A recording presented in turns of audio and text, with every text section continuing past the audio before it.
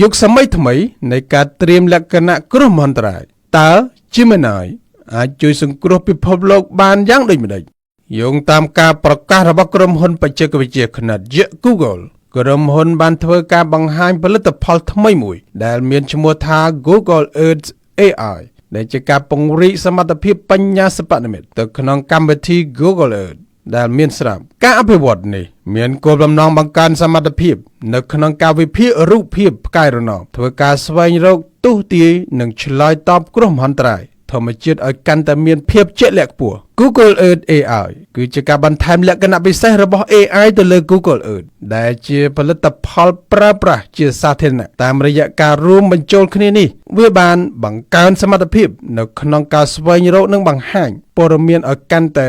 មានប្រសិទ្ធភាពហើយអាចវិភាគទិន្នន័យភូមិសាស្ត្រដែលនឹងក្លាយជាប្រយោជន៍ដ៏ធំធេងសម្រាប់ការដោះស្រាយនិងត្រៀមលក្ខណៈសម្រាប់គ្រោះមហន្តរាយធម្មជាតិ Model AI ដែលនៅពីក្រោយ Google Earth AI គឺគ្មានអ្វីក្រៅពី Gemini នោះទេ Gemini ជួយសម្រួលដល់ការយល់ដឹងភាសាធម្មជាតិរបស់អ្នកប្រើប្រាស់ពីមុនការប្រើប្រាស់រូបភាពផ្កាយរណបគឺជាបញ្ហាស្មុគស្មាញនិងទាមទារចំណេះដឹងជំនាញប៉ុន្តែឥឡូវនេះ Model AI អានតម្លៃទិន្នន័យនិងដំណើរការព័ត៌មានភ្លាមៗនេះមានន័យថា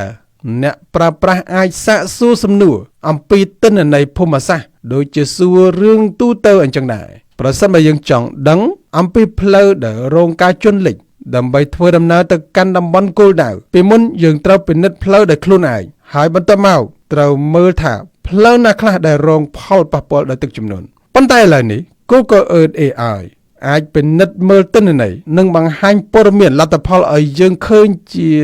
real time ភ្លាមតែម្ដង Google Earth AI ត្រូវបានបន្ថែមលក្ខណៈសម្បត្តិជា chatbot ដែលអនុញ្ញាតឲ្យមានការសាកសួរលម្អិតកាន់តែស៊ីជម្រៅដើម្បីព្យាករណ៍ពីផលប៉ះពាល់បរិស្ថានដែលបានកើតឡើងទី1ត្រួតពិនិត្យតំបន់ដែលកំពុងកើតមានភាពរាំងស្ងួតឬកម្រិតទឹកហូរហៀរច្រាំងទន្លេត្រួតពិនិត្យតំបន់ព្រៃឈើដែលត្រូវបានបំផ្លាញពិនិត្យមើលរុក្ខជាតិទឹក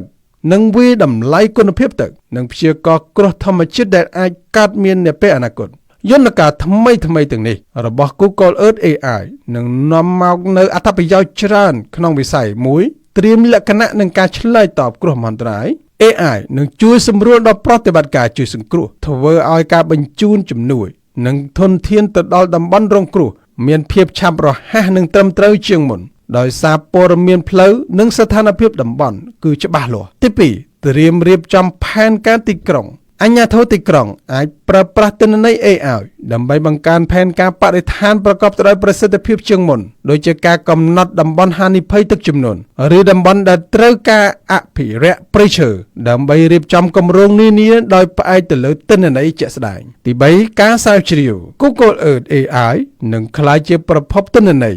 ដ៏មានតម្លៃសម្រាប់ការស្រាវជ្រាវផ្នែកបរិស្ថានប្រជាសាស្ត្រនិងសម្បីតែផ្នែកទីផ្សារដោយផ្ដល់នូវទិន្នន័យទូទៅនៃបណ្ដុំទិន្នន័យភូមិសាស្ត្រទី4លទ្ធភាពប្រើប្រាស់ការធ្វើឲ្យការអានរូបភាពផ្កាយរណបមានភាពងាយស្រួលដោយប្រើប្រាស់ភាសាធម្មជាតិគឺជួយពង្រឹងលទ្ធភាពឲ្យអ្នកមិនមែនជាអ្នកជំនាញក៏អាចប្រើប្រាស់ទិន្នន័យនេះបានដែរដែលបដិវត្តក្នុងការធ្វើប្រជាធិបតេយ្យនីយកម្មទិន្នន័យភូមិសាស្ត្របច្ចុប្បន្ន Google Earth AI កំពុងត្រូវបានដាក់ឲ្យធ្វើតេស្តនៅក្នុងអង្គការនិងស្ថាប័នមួយចំនួនប៉ុន្តែត្រូវបានរំពឹងថានឹងបើកឲ្យសាធារណជនទូទៅប្រើប្រាស់នាពេលអនាគតភាពជោគជ័យនៃ Model Gemini នៅក្នុងការបកស្រាយទិន្នន័យស្មុគស្មាញទៅជាព័ត៌មានដែលអាចប្រើប្រាស់បាននិងកំណត់ស្តង់ដារថ្មីមួយសម្រាប់បច្ចេកវិទ្យា AI នៅក្នុងវិស័យភូមិសាស្ត្រនិងការគ្រប់គ្រងគ្រោះមហន្តរាយ Shmat Muniwan ពី RT News